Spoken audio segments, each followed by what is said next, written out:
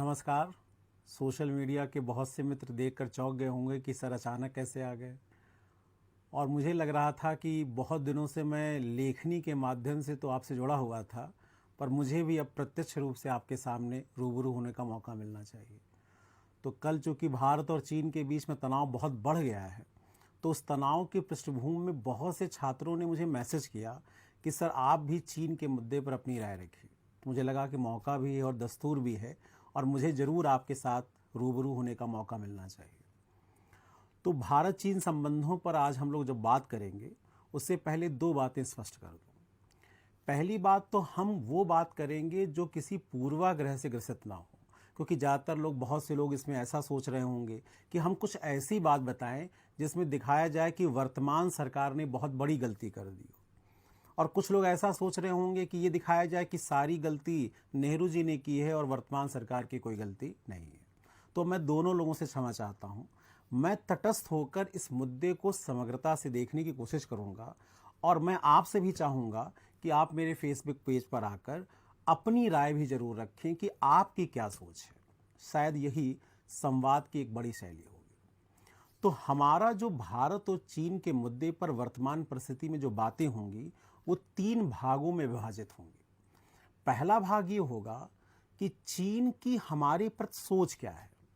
एक महान चीनी विचारक हुए हैं संजू, और उनकी किताब है द आर्ट ऑफ वॉर। उसमें वो लिखते हैं कि अगर आपको अपने दुश्मन से लड़ना है तो केवल संसाधनों से आप नहीं लड़ सकते, बल्कि उसकी सोच से, उसकी मानसिकता से आपको लड़ना होगा।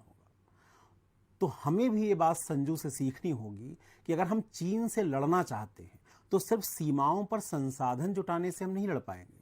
हमें चीन की सोच, उस मानसिकता, उस विचारधारा का अध्ययन करना होगा जिससे चीन की आक्रामकता वर्तमान परिस्थितियों में लगातार बढ़ती जा रही है। तो पहला मुद्दा तो ये होगा। दूसरा मुद्दा ये होगा कि आखिर ऐसी क्या परिस्थिति है कि अब तनाव इतना ज़्यादा बढ़ गया है कि लग रहा है युद्ध आज नहीं तो कल हो ही जाएगा। तो क्या युद्ध होगा या नहीं होगा, क्या होगा, इन मुद्दों पर भी हम बात करेंगे। और चीन की रणनीतियों के संदर्भ में हम ये बात करेंगे कि आखिर भारत की रणनीति क्या होनी चाहिए। और तीसरा, भारत के संदर्भ में जब रणनीति बनाई जाएगी तो इसमें वैश्विक जो परिप्रेक्ष्य है, जो वैश्विक दृष्टिकोण है, वो क्या होगा। इन मुद्दों पर भी हम लोग बात करेंगे।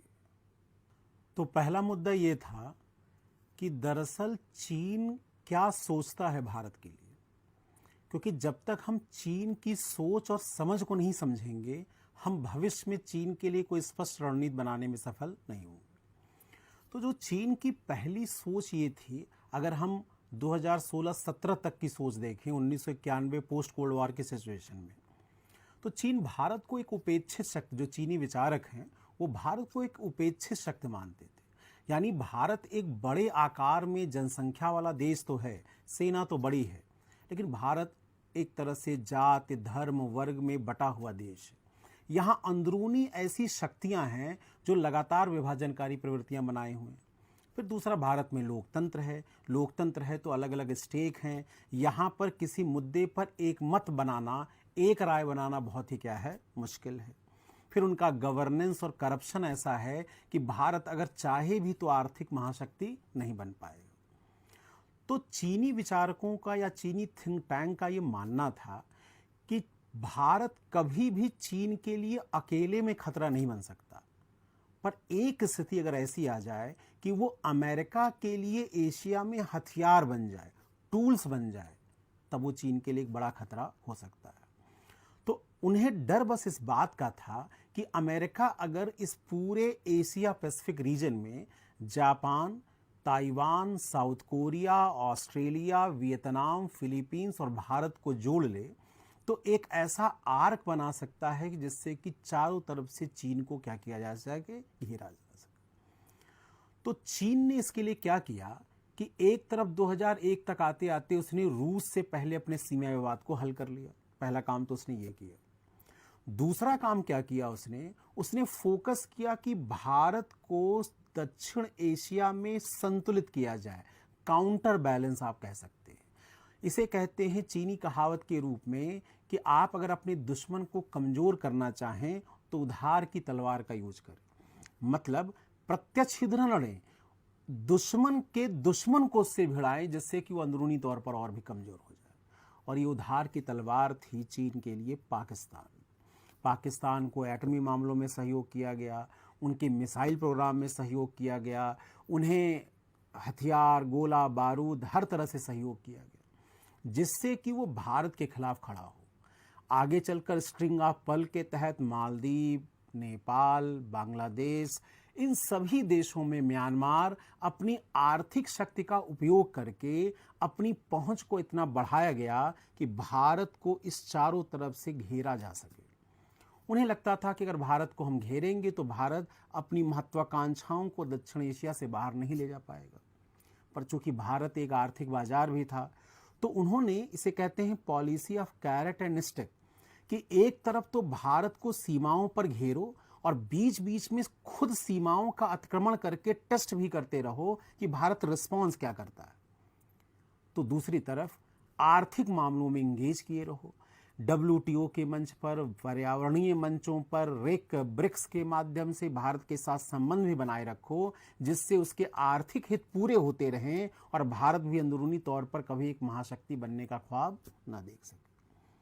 और अगर आप देखेंगे तो ज़्यादातर समय पे आपको भारत एक डिफेंसिव पॉलिसी बनाता हुआ दिखाई देगा। वो अपनी रणनीति को पूरी तरह पाकिस्तान सेंट्रिक रखेगा, वो अपनी रणनीति को अंदरूनी समस्याओं से निपटने में लगाएगा।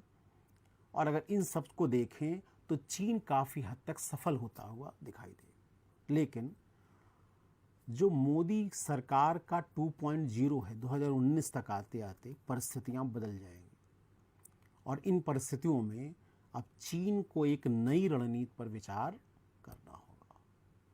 तो अब जरा आप ये विचार करिए कि आप चीन के राष्ट्रपति हैं शी जिनपिंग।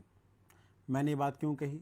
हमने आपसे पहले ही कहा था कि जब तक आप अपने दुश्मन की सोच को नहीं समझेंगे, आप कभी भी एक बेहतर रणनीति बनाने में सक्षम नहीं होंगे। तो आप शी जिनपिंग हैं और आपके पश्चिमी सीमा पर एक राष्ट्र है भारत, जिसको आप मानते थे कि वो कभी भी खतरा नहीं होगा उसके लिए, बशर्ते कि वो अमेरिका की गोद में न चला जाए। और आपको लगता था कि दक्षिण एशिया में हम उसे घेर कर रखेंगे और पाकिस्तान उसके लिए हथियार बनकर काम करेगा। पर अचानक ही वहाँ पर मोदी के नेतृत्व में एक 2.0 जो यूपीए की सरकार बनाती है, वो दक्षिण एशिया के शक्ति संतुलन को बिगाड़ कर रख देती है। कैसे? दरअसल जो चीन का सबसे बड़ा हथियार है पाकिस्तान, वो पूरी तरह सेना पर निर्भर है और वहाँ सेना के पीछे जनता का भरोसा इस बात को लेकर है कि सेना कश्मीर के मुद्दे पर कभी भी कोई समझौता नहीं कर सकती और कश्मीर में अगर कुछ भी हुआ तो सेना भारत को जीने नहीं देगी। पर इस सरकार ने आर्टिकल 370 को झटके से संशोधन कर दिया, उसकी भौगोलिक स्थिति को बदल कर रख दिया। वहां पर सेना कुछ भी नहीं कर पाई, उल्टा और उनकी अंदरूनी स्थिति, आर्थिक स्थिति खराब होती गई। भारत ने इस बीच में वहां पर लॉकडाउन, एक तरह से पूरी तरह से कश्मीर में लॉकडाउन की स्थिति उत्पन्न करके वहां के जितने भी आतंकवादी थे, अंदरूनी या बाहरी, उनको गिन गिन कर मारना शुरू कर दिया।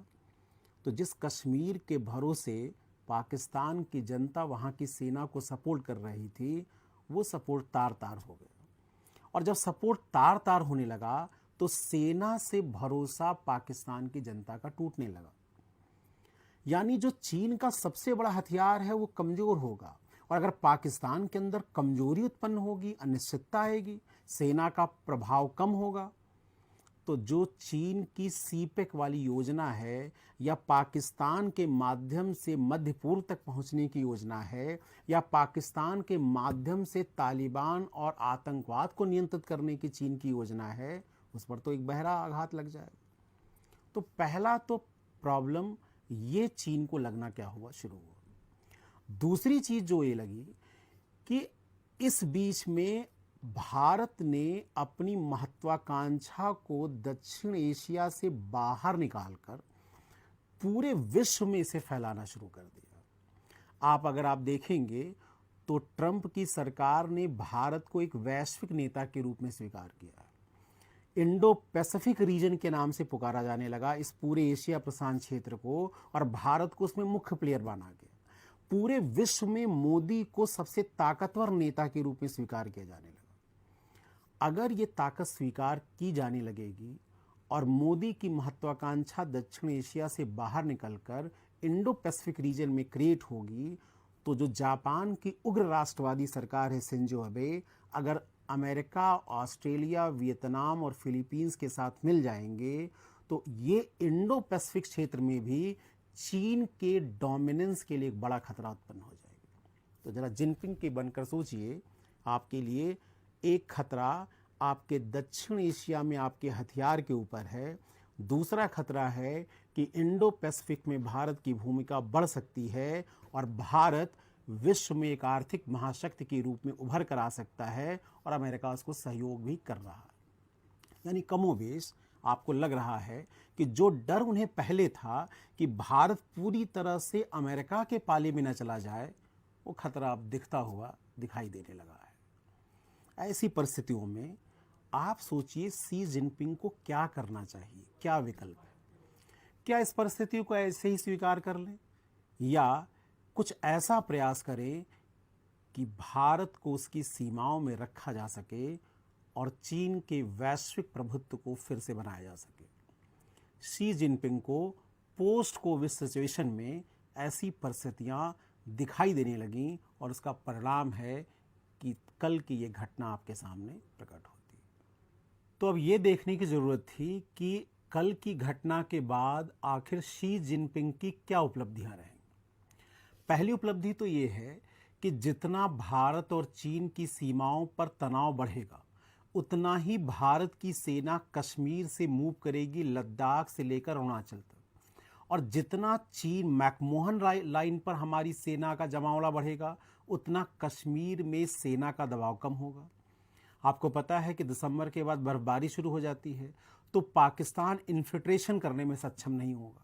पर अगर आज से लेकर नवंबर तक का टाइम मिल जाए और तनाव चीन लगातार बढ़ाए रहे वहाँ पर दबाव, तो जाहिर बात है कि इन्फिल्ट्रेशन शुरू हो जाएगा और फिर कश्मीर में अव्यवस्था फैल जाएगी, और कश्मीर में अव्यवस्था फैलते ही पाकिस्तान की जनता का जो विश्वास खो रहा है सेना पर, वो वापस मिल जाएगा। तो पहली तो ये उपलब्धि है कि चाइना अपने हथियार को, जो जंग लग चुका है तलवार में, उस तलवार में जंग लगी तलवार को फिर से जिंदा करने की कोशिश कर रहा है। दूसरा फायदा क्या है? नेपाल से फ्रंट खुलवा दिया है चीन ने, और अब वो कोशिश करेगा बांग्लादेश और बाकी देशों से भी फ्रंट भारत का कहीं ना कहीं खुले, क्योंकि कहीं ना कहीं तनाव के कुछ ना कुछ बिंदु तो क्या हैं बने हुए हैं।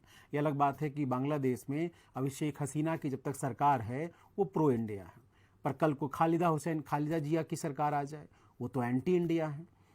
तो पाकिस्तान, नेपाल, बांग्लादेश जैसी सरकारें, उनका मनोबल बढ़ेगा, क्योंकि इस घटना के बाद हो सकता है भारतीय सेना का मनोबल कमजोर हो, और अभी तो ये शुरुआत है। इस तरह के तनाव और होंगे, झड़पें होंगी, और भारत का नुकसान अगर बढ़ेगा तो जाहिर बात है कि बाकी देश अगर फ्रंट खोलने लगेंगे तो भारतीय सेना का मनोबल टूटना शुरू हो सकता है। इससे जो अंदरूनी समस्याएं हैं, नक्सलवाद की जड़ें कमजोर हो रही हैं, आतंकवाद की जड़ें कमजोर हो रही हैं, इस तरह की घटनाओं में और बढ़ोतरी होने की संभावना है, और इस तरह से भारत का जो वैश्विक नेतृत्व का जो एक महत्वाकांक्षा है वो भी कमजोर होनी शुरू होगी। तीसरा क्या है? हाल के दिनों में भारतीय जनता का मोदी पर एक विश्वास बढ़ा है। ये नारा भी है कि मोदी है तो मुमकिन है, 56 इंच का सीना है। ये सारी चीजें इसलिए लोगों को सही प्रतीत होने लगी कि हमने धारा 370 खत्म कर, आर्टिकल 370 में संशोधन कर दिए, हमने एनआरसी लागू करा दिया, हमने बांग्लादेश के साथ सीमाओं पर कड़ाई की। अगर नेपाल, पाकिस्तान, चीन के साथ तनाव बढ़े और भारत डिफेंसिव मोड में चला जाए, तो जाहिर बात है कि जो भारतीय जनता का नेतृत्व पर विश्वास है वो भी टूटना शुरू होगा। और चूंकि भारत एक डेमोक्रेटिक सोसाइटी है, प्रेडिक्टेबल सोसाइटी है, याद रखिएगा चाइना में क्या हो रहा है आपको आज पता चलेगा ना कल पता चलेगा, लेकिन भारत में क्या होगा एक घटना के बाद ये प्रेडिक्टेबल है। और वहां पर अगर सोचिए चाइनीज हजारों कंपनियां इंडिया में काम कर रही हैं, अगर वो कुछ न्यूज़ चैनल को, न्यूज़पेपर्स को प्रायोजित करना शुरू कर दें और खबरें प्लान कराना शुरू कर दें तो सरकार तो बैकफुट पे चली जाएगी। तो नेतृत्व का संकट, जो भरोसा जनता का बढ़ा है और ये जो भारतीय राष्ट्रवाद की आक्रामकता बढ़ी है, इस पर भी चोट लगनी, हो सकता है क्या हो जाए, शुरू हो जाए। और तीसरा, भारत भविष्य में 2025 तक अपनी मॉडर्नाइजेशन प्रोग्राम को तेज करने पर काम कर रहा है। वो पूरे मैकमोहन रेखा के आसपास आप देखें तो वर्ष भर चलने वाली सड़कों का निर्माण कर रहा है, इंफ्रास्ट्रक्चर का निर्माण कर रहा है और अपनी सेना के मॉडर्नाइजेशन पे कोई काम कर रहा है। कल को ऐसा हो कि जैसे चीन को रूस के साथ बैठकर बातचीत करनी पड़ी हो सीमा पर, वैसे कल को भारत के साथ बातचीत करने का अगर मौका मिले और अगर चीन इस तरह का दबाव बनाए रखे तो उसको एक कंपैरेटिव एडवांटेज मिलेगा, सापेक्ष अग्रता मिलेगी। तो एक उपलब्धि ये भी होगी। काफ़ी हद तक लग रहा है कि भारत के लिए चुनौती बढ़ रही है, क्योंकि चीन की आक्रामकता, नेपाल का फ्रंट खोलना, पाकिस्तान का भविष्य में आतंकवाद को बढ़ावा देने की संभावना, इधर हो सकता है नागालैंड से लेकर हर जगह फिर से तनाव बढ़ने शुरू हो जाए। और चूंकि पोस्ट कोविड सिचुएशन में भारत का आर्थिक संकट भी बहुत गहरा है, ऐसे में लग रहा है कि भारत के लिए चुनौती बढ़ने वाली है। तो अगला प्रश्न है, भारत को क्या करना चाहिए? भारत देखिए 3 स्तरों पर काम करे। पहला तो हम कहेंगे कि ये जो रणनीति है वो बहुपक्षीय हो, यूनी डायमेंशन ना हो, केवल सुरक्षा के दृष्टिकोण को ध्यान में न रखा जाए।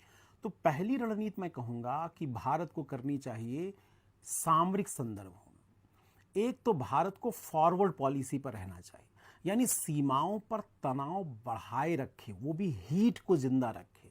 क्योंकि अगर चाइना का जो रणनीति है 2 कदम आगे 1 कदम पीछे, अगर ये रणनीति रही तो कुछ दिनों तक वो लद्दाख के नीचे चले आएंगे। तो जाहिर बात है कि भारत को सीमाओं पर दबाव बनाए रखना है, और जब ये दबाव बनाए तो साथ में कूटनीतिक प्रयास भी जारी रखें। कूटनीतिक प्रयास में क्या करें हम? एक तरफ भारत चीन के साथ हम डिप्लोमेटिक चैनल खोले रखें, संवाद बनाए रखें, करना भी चाहिए। दूसरी तरफ हम क्या करें, यूनाइटेड नेशन से लेकर हर वैश्विक मंच पर चीन की कमजोर नस को हम दबाएं। यह यथार्थवादी दृष्टिकोण अपनाना चाहिए। अगर हमारी कमजोरी कश्मीर रही है, नागालैंड रही है, तो उनकी तो कमजोरियों का अंबार है। हांगकांग उनकी कमजोरी है, तिब्बत उनकी कमजोरी है, ताइवान उनकी कमजोरी है। दरअसल वन चाइना पॉलिसी समग्रता से उनकी कमजोरी है। तो भारत को करना ये चाहिए कि वो सरकारी दृष्टिकोण न रखे, पर उसके एमपी, उसके एमएलए, उसके सरकार के अन्य लोग कहीं ना कहीं हर मंच पर ताइवान और तिब्बत के मुद्दे को उठाएं। वो बताएं कि सिंजियांग में मानवाधिकार का क्या हो रहा है, हनन हो रहा है। वो बताएं कि चीन में अभिव्यक्ति की आज़ादी नहीं है। पर यह करते समय ध्यान रखें कि हम अमेरिका की विदेश नीति का हथियार न बने, अपनी स्वायत्तता को भी हर कीमत पर बनाए रखने की हम कोशिश करें। हम स्वतंत्र और स्वायत्त होकर रणनीति बनाएं। हमें पता होना चाहिए कि अमेरिका हमें वैचारिक सहयोग दे सकता है, पर वो अपने लिए काम करता है, वो हमारे लिए नहीं काम करता। तो लड़ाई तो हम ही को लड़नी है। हाँ, हम जिससे जहां सहयोग ले सकें वो हमें करना चाहिए। दूसरा काम हमें करना है कि हमें रूस को अपने पक्ष में करना। याद रखिएगा, भारत का कभी भी अमेरिका सहयोगी नहीं रहा है, टूल्स की तरह यूज करना चाहता है। और दुनिया में हर देश का देखिए, वो इराक हो, अफगानिस्तान हो, पाकिस्तान हो, वो उनका यूज तो करता है लेकिन कभी खुलकर सहयोग नहीं करता। पर 1971 की लड़ाई याद होगी, रूस ही वो ऐसा देश था जिसने उस मंच पर खुलकर भारत का साथ दिया, वरना परिस्थितियां भारत के अगेंस्ट हो जाती। तो याद रखिएगा, ये मत सोचिएगा कि रूस चीन का सहयोगी है। अंतर्राष्ट्रीय राजनीति में जो दिखता है दरअसल कई बार होता नहीं है। रूस और चीन की सीमाएं मिल रही हैं। जिस तरह से चीन की आक्रामकता मध्य एशिया में बढ़ रही है, जिस तरह से उसका हस्तक्षेप बढ़ रहा है, वो रूस के प्रभाव क्षेत्र में भी हस्तक्षेप कर सकता है। और रूस जानता है कि अपने पड़ोस में एक महाशक्तिशाली देश का उदय लॉन्ग टर्म में उसके लिए हितों के लिए सही नहीं है। पर अगर भारत पूरी तरह से अमेरिका के पाले में गिर जाएगा तो शायद पुतिन से हमारी दूरी बढ़ जाएगी। तो यहाँ हमारा उद्देश्य होना चाहिए बैलेंसिंग इक्वेशंस क्रिएट करने। यानी हम अमेरिका का भी सहयोग लें और रूस का भी लें, और विशेषकर यूरोपियन यूनियन में जहां जर्मनी, फ्रांस जैसे देश अमेरिका से दूर जा रहे हैं, वो चाहे ईरान का मुद्दा हो, चाहे पर्यावरण का मुद्दा हो, हर मुद्दे पर दूरियां बढ़ रही हैं, कोविड से निपटने का मुद्दा हो, हमें यूरोपियन यूनियन को भी अपने पक्ष में करना है। हमें ऐसा प्रयास करना है कि भारत के पक्ष में लोग रहें और वो चीन को अलग थलग, याद रखिएगा चीन चूंकि इतनी बड़ी आर्थिक शक्ति है कि अलग थलग होना आसान नहीं, पर कम से कम वैचारिक रूप से अगर हर मंच पर हमने दबाव बनाए रखा तो कहीं ना कहीं हम चीन को बैकफुट में लाने में सफल होंगे। पर उससे ज़्यादा जरूरी प्रयास है कूटनीतिक स्तर। कूटनीतिक स्तर पर हमने कहा संवाद बनाना है, और दूसरी तरफ हमें आर्थिक रूप से अपने को आत्मनिर्भर बनाना है। और कई बार हमने देखा है सोशल मीडिया पर लोग आत्मनिर्भर बनाने का मजाक उड़ाते हैं कि हम तो मोबाइल फ़ोन भी यूज करते हैं, हम तो हर चीज़ चीन का, हम ड्रग्स भी उन्हीं के यूज करते हैं, दवाइयाँ उन्हीं के यूज करते हैं। तो पहली बात तो ये समझने की ज़रूरत है कि आत्मनिर्भर यानी सेल्फ रिलायंस और आत्मपूरक यानी सेल्फ सफिशिएंसी में अंतर है। हमें आत्मनिर्भर बनना है, हमें आत्मपूरक नहीं। आत्मपूरक का मतलब है कि हम चीन से किसी भी प्रकार का सहयोग नहीं करेंगे, और आत्मनिर्भर बनने का मतलब है हम रणनीतिक दृष्टिकोण से चीन पर निर्भर नहीं होंगे। हम जहां तक संभव होगा अपने घरेलू उद्योगों को बढ़ावा देंगे, पर अगर चीन से हमें तकनीकी वैज्ञानिक सहयोग मिल रहा हो तो हम खुले दिल से स्वागत करें। तो जब आप आत्मनिर्भर भारत बने और चीन का बायकॉट करें तो इस बात का ध्यान रखें कि अगर दवाइयों की जरूरत हो तो हम क्यों नहीं लेंगे, हमें तकनीक चाहिए अगर चीन की तो हम क्यों नहीं लेंगे, पर हम वहां पर चीनी वस्तुओं का बहिष्कार जरूर करें जहां पर भारतीय वस्तुओं से कंपटीशन हो, जो लग्जीरियस वस्तु हो, जो ऐसी वस्तुएं हैं जहां पर हम विकल्प चुन सकते हो। याद रखिएगा, अगर भारत की 130 करोड़ जनता पर डे 1 रुपया चीन की वस्तुओं पर कम खर्च करे तो पर डे 130 करोड़ रुपया हम बचाएंगे जो चीन जा सकता है। सोचिए 30 दिन में ये 4000 करोड़ हो जाएगा और साल भर में हम 50,000 करोड़ रुपए की बचत कर सकते हैं। छोटी शुरुआत करिए, पर चीन के खिलाफ हमें सेना का सहयोग करना है और अपनी लड़ाई को लॉन्ग टर्म में चलाना है। भारतीय सेना को अपने मॉडर्नाइजेशन प्रोग्राम पर और तेजी से बल देना होगा। वो ये अपेक्षा ना करे कि इजराइल, जर्मनी, जापान, अमेरिका उसको लड़ने के लिए आएंगे, पर हाँ, जो टेक्नोलॉजी गैप है इंडिया और चाइना के बीच में, उस गैप को भरने की कोशिश हमें अवश्य करनी चाहिए।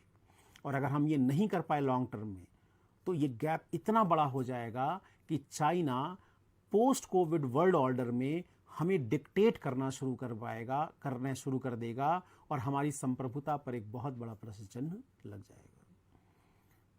चौथी चीज, चीन भारत से आमने सामने की लड़ाई में हो सकता जीत ना पाए, संभव भी नहीं, क्योंकि भारत की सेना चाहे माउंटेन रीजन हो या कोई भी रीजन लगातार लड़ाई लड़ रही है। वो आतंकवाद के नाम पर, पाकिस्तान के नाम पर लगातार प्रिपेयर की है, और चीन की सेना को ऐसा कोई युद्ध लड़ना नहीं पड़ा। तो आप अखबारों में पढ़ के, किताबों में पढ़ के, अभ्यास करके कुछ भी कोशिश करें, आप नहीं ट्रेन हो सकते जब तक जमीन पे आप लड़ाई न लड़ें। तो चीन जब भी युद्ध होगा वो आमने सामने की लड़ाई नहीं होगी। आपको याद होगा इराक का वार, ईरान की बात जो थी, हम आमने सामने की लड़ाई अब कोई देश, बड़ा देश नहीं लड़ता है। चीन के हैकरों की फौज है और साइबर वॉरफेयर हुआ, और उन्होंने अगर भारत के संपूर्ण सूचना तंत्र को नष्ट कर दिया तो भारत के पास कोई विकल्प नहीं होगा। तो अब साइबर वॉरफेयर है, बायोलॉजिकल वॉरफेयर है, इंफॉर्मेशन वॉरफेयर है, प्रोपेगेंडा वॉरफेयर है। भारत को अपने सैन्य आधुनिकीकरण के प्रोग्राम में एक मल्टी डायमेंशनल अप्रोच अपनाना होगा। हमें इमेजिन करना होगा कि एक साथ चीन, पाकिस्तान दोनों हमला करें, नेपाल भी फ्रंट खोल दे, बांग्लादेश भी फ्रंट खोल दे, भारत में आंतरिक आतंकवाद यानी नागालैंड, कश्मीर की समस्या उभर कर आ जाए, नक्सलवादी हमला कर दें और उसी समय सांप्रदायिक दंगे भी भारत में फैल जाएं, तो क्या हमारा सिक्योरिटी नेटवर्क ऐसा है कि हम उस परिस्थिति का मुकाबला कर सकें? शायद नहीं। और आने वाले समय में हमें इस पर काम करना होगा, हमें स्पेशलाइज्ड वे में काम करना होगा और इस पूरे सुरक्षा तंत्र को ब्यूरोक्रेसी के जाल से निकालकर एक स्पेशलाइज्ड मैनर में बढ़ाना होगा। हम ये करेंगे क्योंकि याद रखिएगा, यूनान मिस्र रोमा सब मिट गए जहां से, कुछ बात है कि हस्ती मिटती नहीं हमारी। हम चीन हो, पाकिस्तान हो या कुछ भी हो, हम अपने विश्व गुरु के बनने के सपने को पूरा करेंगे। हम एक हैं, हमारे बीच में मतभेद हो सकते हैं, हमारे बीच में मतभेद छोटे छोटे धर्म जात को लेकर हो सकते हैं, पर जहां भारत की बात आएगी, हमें आशा है 130 करोड़ लोग 260 करोड़ हाथ एक साथ उठाएंगे तो हम चीन क्या विश्व के हर देश का मुकाबला कर पाएंगे। धन्यवाद।